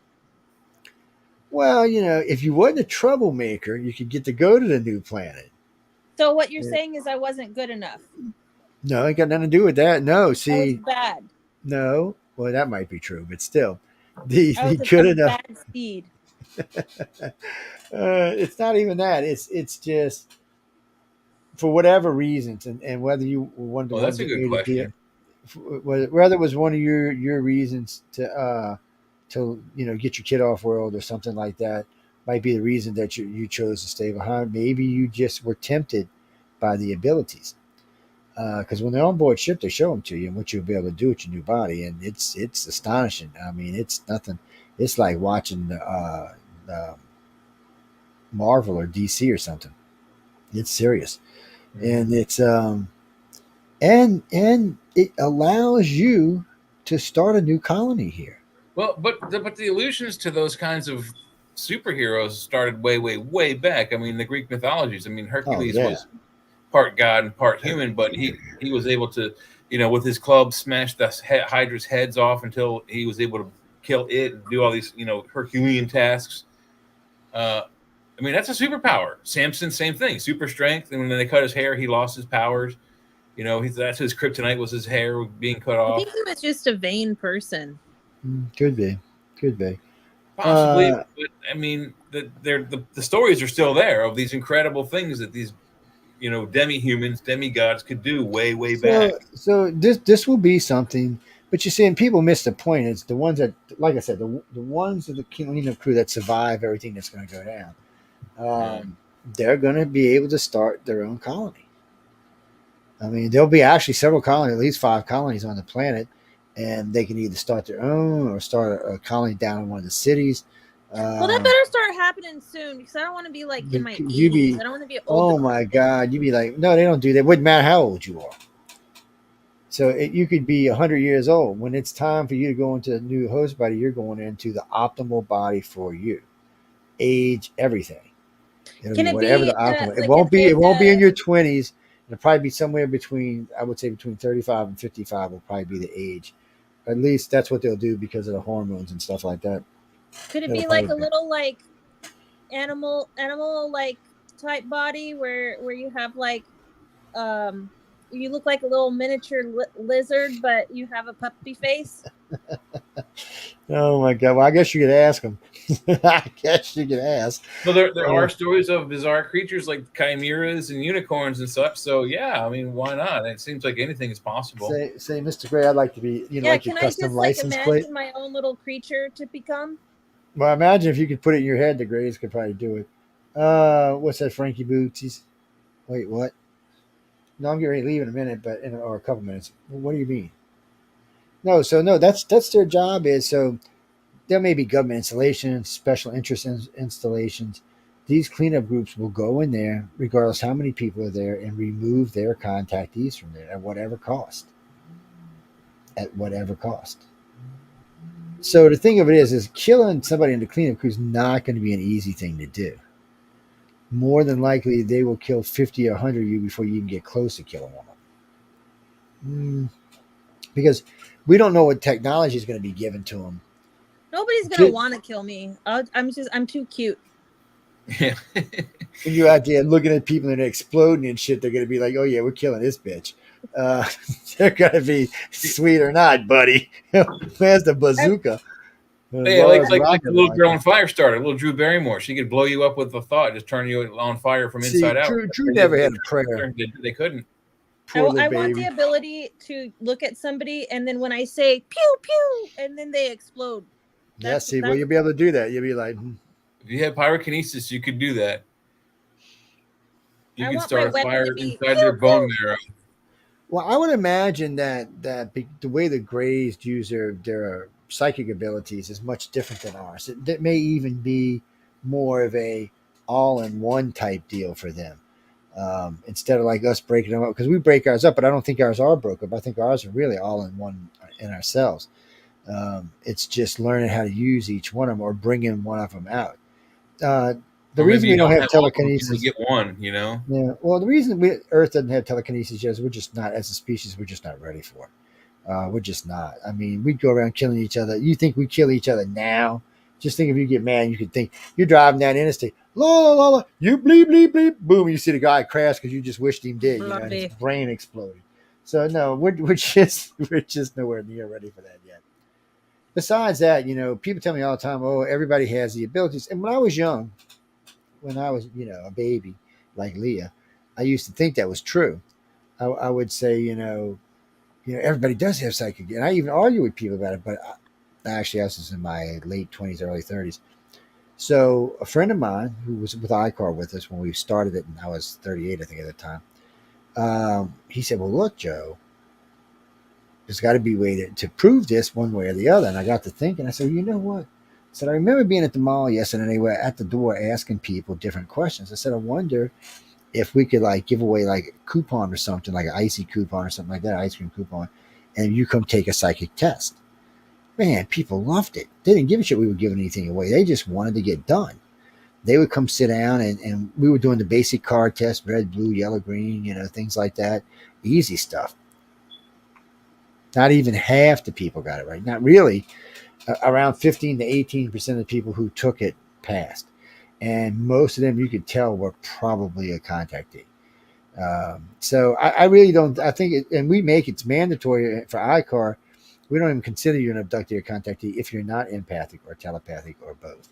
Yeah. We just, it's just because it's one of the things, the gifts we know that came from the aliens early on. So you don't just need the correct blood type. You have to have some sort of latent. Yeah, well, the blood type is interesting. You don't have to have any particular blood type. It's just we're interested in all blood types because, you know, we've got A negative, A positive. Well, we have what is it? Is it which one? So O positive is like 37%. I think A positive is like 36%. You have both of those. That's what I am. I'm A positive. But it's just for some reason or another, the majority of the people they take are RH negative. And out of that is O negative. It's just weird. It's like they created it so they could follow it. Well, isn't that the universal donor? What if the reason is because they end up draining them all of blood by accident, and they need the O positive to refill all the blood? O negative is the universal donor. O negative, I mean. Yeah. O negative is also the purest form of blood known to man. It's where all of our hematological research comes from. There's other attributations to RH negative, but on a pause before I leave, RH negative does not have a common gene with the rhesus monkey that RH positive does. There is no ape in RH negative people. We're not going to grow a tail, son of a bitch. Damn it. I know, man. I was hoping for a tail. What are y'all talking about? Or at least something prehensile so you can hang in trees. Joe? Huh? What's your blood type? Oh, it's classified. Oh, stop. It's classified. It's legitly classified. Not just from y'all hearing it, but it's on my record as classified. Jay, what's your blood type? I don't know. I have never Purple known. K. I need to find out. Jay is purple K. He's got Kool-Aid blood. Yeah, it purple K. comes out red, but I don't know what type it is. But So you my see, blood's super duper dark. I don't know if that's normal, but every time I've ever given blood well, and the vial, remember I know this. I have oxygen, but Remember this. All blood is no, blue. dark. It's like almost black. No, it isn't. Yeah. No, Until it hits the air. That's Yeah, not until it true hits the anymore. They air. just came out and said that it's not true anymore. The blood corpuscles in your blood are always red. It's the Well, why does it look veins. black? When it gets black, it's really thick and black. It's coming from a deep artery or coming out of like a major organ, like a Not kidney. like black, but like so dark red that it could look Yummy dark. red. That's vampire blood there, baby. Ooh, vampire gonna get you. You should have never said that online. They're gonna be looking for you now. Leah, let me bite you. Yeah, I can see y'all over there, you vampires. No, I'm getting ready to go. I'm gonna hand y'all over. Jay, y'all make sure y'all turn it off in about 10-15 minutes. Yep. Right, So 9, 10, yeah. guys and girls, I gotta go as soon as I find out when this interview is gonna air. I will see them y'all on Friday night. Jay and Leah should be hanging out. I don't know. Leah's man keeps a leash on her, so but Jay should be with us anyway, and hopefully the other two Sean's. Oh no, he's tight, but he's not. Get over here, bitch. Sit your ass over here. It's hey, what's that, Christopher? Like all good women, you're a brave son of a bitch. You know that. You must not have a woman at home. What happened? He said like Oh, you don't all wanna good know. woman. That's what he said.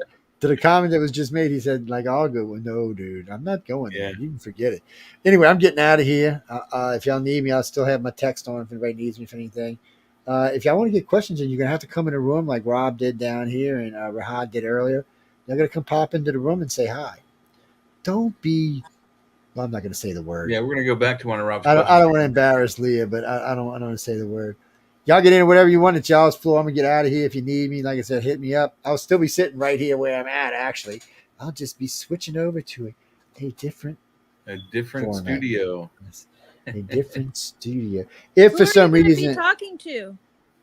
the Supernatural Substation, and then after them, I've got an hour with Discovery, and then after that, I've got an hour with Michelle. I've got a date with Michelle. Okay. The big boss. You know how that is, man. It always scares me. I'm like, hey, I never rubbed her the wrong way, have I? Or have no, I? you'd know if you did. Yeah. Trust me. You'd know if you did. You don't have to worry about that. If you ever do, she'll be sure to tell you. She ain't got no qualms about telling anybody anything. That's why she's the manager, guys, and I'm just a lonely host. No, we've been having some issues with SoundCloud. We've been having some issues with a lot of things lately. Hopefully, Yeah, we'll get Roku. all this We're the station is now Astro Vibe. Yeah, so the other day he sends me, it was like 18. He sends me a channel number like 18,3000, and that's where it was. It was actually on and running. I was like, and he goes, well, until we resolve our issues, this is where it'll have to be. I was like, yeah, I can't say what I said because there's probably youngins listening, but yeah, I mean youngins like under the age of 30. Anyway, I'll talk, James. Leah, thanks for hanging out. I'll see y'all later. Because look, I almost hit the end button by accident. Damn. Oops. Yeah. All right, let me find get out of here. All right. Cool. So let's go back to Rob's question when we just kind of based off of the thing we were just talking about. Well, the aliens, I think, they instituted the religious type of experiences we all have now. That they put that down so other humans could control us in a better way. So, what do you think, Leah? They must have some sort of concept of a god in order to institute religion on this planet.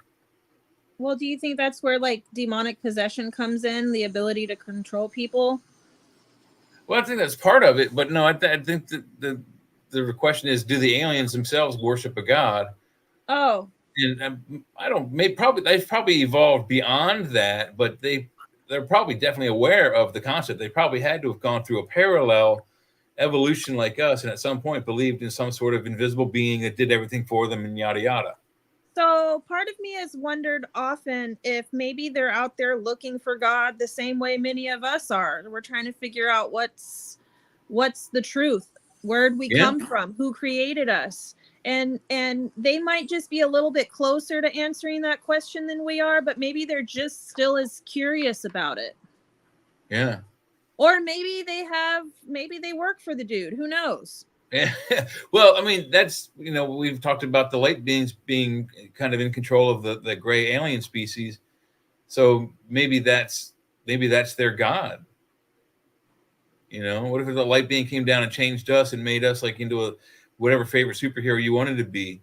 You could be Superman, Spider-Man, whatever superpowers you wanted. I'd be like, yes, give me that. And I would love to stay on this planet and, be a superhero. How cool would that be? They have to have some sort of concepts like that. There must be an evolutionary path they took similar to ours. Well, all of those like Renaissance paintings of Virgin Mary or like the crucifixion or whatever, where there's like UFOs floating around in the background. Yep. And historically there's been accounts of, UFO sightings, and a lot of people think that it has something to do with, some people think they're evil, some people think they're angels. So, I mean, all of that put together to me does lead me to believe that it has some connection to a higher power. That's a good point. I hadn't thought of it like that. I just thought of it as more of like, a method of control, just like government is a method of control. Rules and regulations, county police are a method of control. And like religion is a method like of, they're here to police us.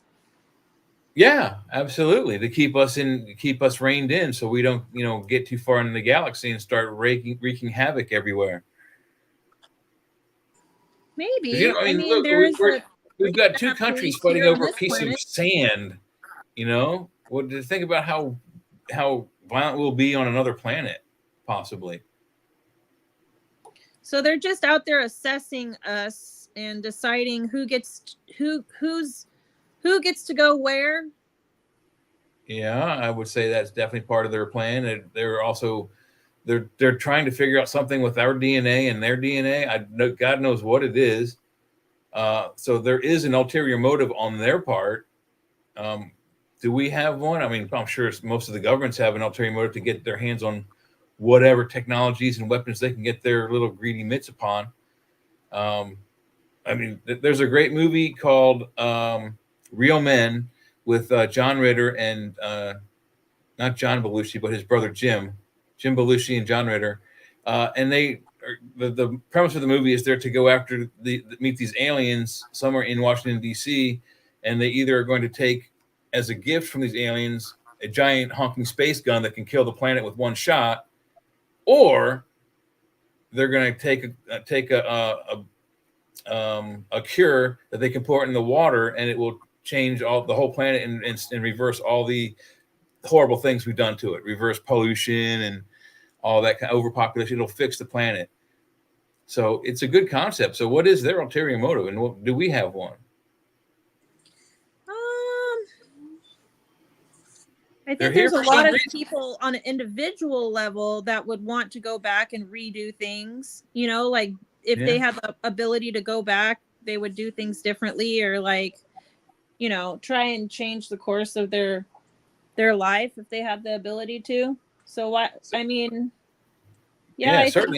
As we were talking, Joe said that they have the ability to manipulate time. So who says they can't do all those things with time management? I mean, they could take us back to a crucial moment and decision in our own life, and we have to decide again. What do we go this way, the way we did before, or do we go the other way, which we were really, really scared of?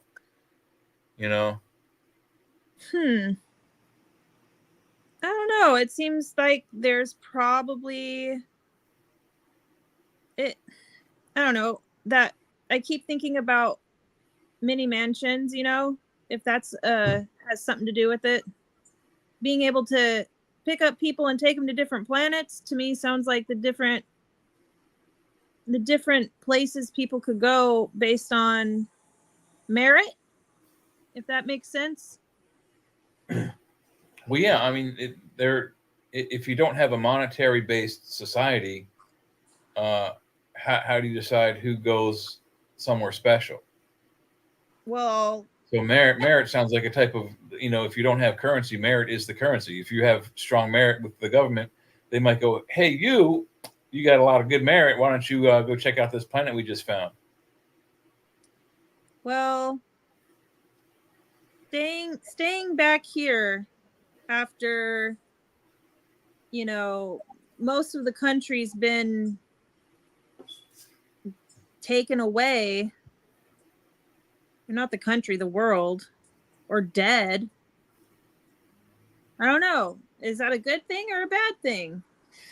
That's the scary part. Like I said, throughout my years of looking at this, there's years and decades where the Greys are bad guys, and then there's years when they're good guys. Same with the reptilians. Same with the Pleiadians, Pleharans, whatever you want to call them. There's 4, 5, 6 species that come here frequently.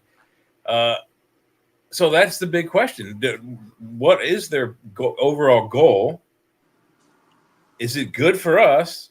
Is it good for them? Is it only good for them and not so good for us? I mean, there's a lot of questions. A lot of people that have been abducted. They tell horrible stories of how they're writhing in pain. And I mean, even Betty Hill, she says she's writhing in pain when they give her this needle through her stomach, and then someone touches her forehead and she stops feeling pain. I think that's more of a MyLabs abduction that she's talking about. We discussed that in other times on the show, but just going through some of the horrors, Ridley Strieber's book, it's a horrifying experience for him, at least anyways. It's a horrifying experience for Travis Walton out in the woods being hit by a blue beam and knocked 20 feet across the forest there. So Travis, I mean, they're not always pleasant experiences. So there's got to be, some of them must be good, and some of them must be bad. Which ones are which? Travis Walton said that the experience he had, he was like around, like they were human looking. They didn't look like the aliens for sure that were depicted in the film, like from the 90s. I saw an interview where he said that they were actually nice to him and they looked human. He's definitely talking about a MyLabs experience then, for sure. But still, though, it wasn't a pleasant experience for him, or most of the others I just discussed. So that's the big question: which of the aliens are good guys? Which ones are bad guys? We honestly don't know. The only way to tell is through their actions, and we're not able to see their actions. They try to stay invisible as much as they can. So again, I've always used us as the example. When we want to go hunt a creature, there's only a few methods to do it. There's bait hunting, which is illegal for most big game, but for bait hunting, it's usually fishing. You have ambush hunting, where you pick a spot and you sit there and you wait till something comes by and you kill it. Or there's actual stalking, where you actually follow the creature's footsteps until you come upon it and then you kill it. Those are the 3 methods, but in all 3 methods, you must remain invisible to the creature until it's time for you to either touch it, capture it, take a picture, whatever your end method is. Whether you kill it and take it for meat, you have to remain invisible. And so it's a bad intent. It may be a good intention, but it's a bad thing for the deer at the end of the hunting trip. That may be the same problem with us. That's why they're in a hunting blind. They don't want us to see what they're doing until it's too late. Then, I mean, why are some certain government officials privy to that knowledge? And is it because they're on their side? Like, have they been bought? That's a good possibility. But there's only, so many that know so much. And it's been compartmentalized throughout the government. So not even, especially the presidency and the whatever administrations have been in there, except for maybe like Bush and a few others. Eisenhower, for example, knew about it. They don't want everyone to know because it's a huge secret. We don't know. The government does not know what their end goal is, and that's what scares like the current, even Eisenhower's administration, who knew about it. Why do people like? I mean, I know that a lot of people theorize what's going on, but some people are so certain that they're nefarious and dangerous, and or at least not all of, because I guess there's different types of species, but there are certain species that are not benevolent. Yes, absolutely correct. Yes. And that's really kind of the question we're trying to figure is which ones are which. And it confuses me because, like I said, throughout my research, they have flipped. Always, don't just pick a species. Doesn't matter which one. Any one of this. There's like 80 species in one of the books of alien species that have visited the planet. There's a Russian version and an American version. I need to get a handle on one of these. But anyway, they've allegedly done this for hundreds of thousands of years behind. Well, I guess earlier they were not behind such closed doors. They were out in the open being seen. But now they're behind they're invisible to most of us. That to me means there's some sort of, bad ulterior motive behind that invisible screen. Maybe it's like humans are so powerful. Huh? Maybe human beings are so powerful. Okay, I'm thinking about the animal kingdom and different ecological environments where you have predators. Everything in that spectrum of life in a certain bubble is going to be either eaten or the one doing the eating. You know what I mean? Yeah. So everything has there's an apex predator that everything underneath it is going to eat what's ever underneath it. Right. And on this planet so far, human beings have basically been the ultimate creator and destroyer of all other life on the planet. I don't think we're that powerful, but the buffalo are a good example that you bring up. We basically destroyed those creatures. There were billions of them, and we didn't need to do what we did, but we did. So that's bad on us. So what if there's a fear that if we were to go to these other civilizations that are out of this world, that we would perceive other life in that same way that we perceive the buffalo? Oh, we might be shocked. There are some alien species that claim they I believe it's the tall whites that Charles Hall talks about. I may be wrong, but they allegedly say that they have evolved. They found us curious because we have pets like cats and dogs. We allow them to share our homes and sit in our laps and sometimes share food off the table. And they thought that was a weird thing because they had evolved, according to their words, spoken by Charles Hall, that they evolved beyond the need and necessary things of like lesser creatures. They didn't find them useful as pets or any. They didn't feel like leaving them the planet to evolve into whatever creatures they might evolve into down the road. They killed them. They destroyed all the lesser species on their planet because they had different new food sources. Those creatures no longer had a purpose, so they destroyed them. So think about that. Going to a place where there's no kitties, the only thing that's alive is maybe the trees and plants, and that's it.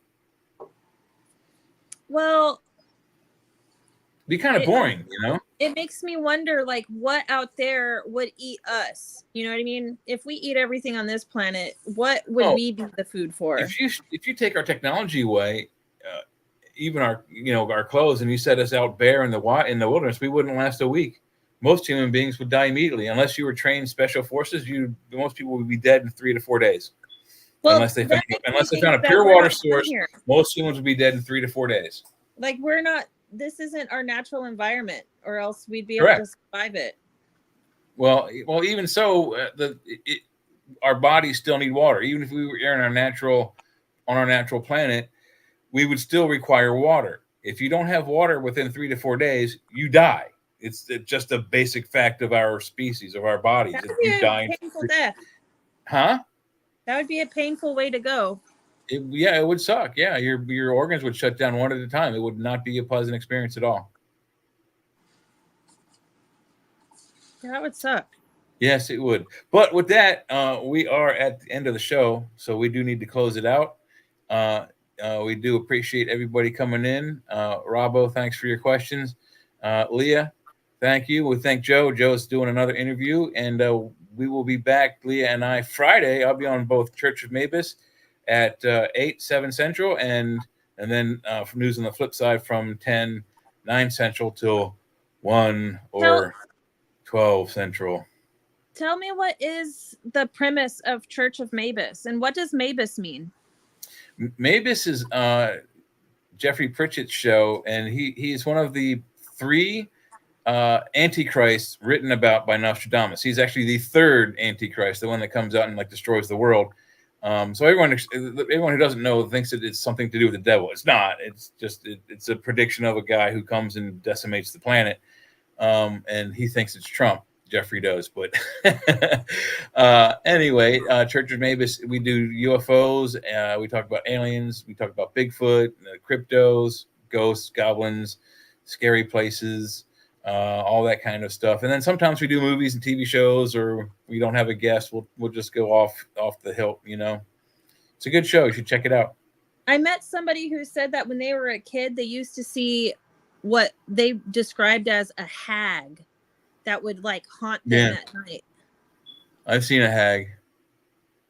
It was weird. I was looking at the headboard of my bed, and this thing shaped like a hag with the big black pointy crooked hat. It moved from one side of the bed through the wood. It was in the wood. It was made out of the wood grain. This thing I saw. I must have been I was like 12. I must have been hallucinating my ass off on sugar. I don't know. But I saw this little hag creature walk across my headboard from one bedpost to the other. And she came out of one bedpost, walked across the flat part, and then into the next bedpost. And I was just like, wow. And I saw that twice. This person said it was like a woman who was naked, and her body was just like old looking and saggy. And she had like stringy hair that was like hanging in front of her face. And she had like long gnarled knuckles, and she just looked like, I don't know, like she just walked out of a swamp or something. It sounds horrifying. No, mine wasn't quite that. It was scary, but it wasn't. I don't think she was naked. She was just had a hat and hair, and there's just a silhouette walked across the headboard. But so anyway, with that, we will see you guys Friday night, and have a good evening. Thanks, Leah. Good night.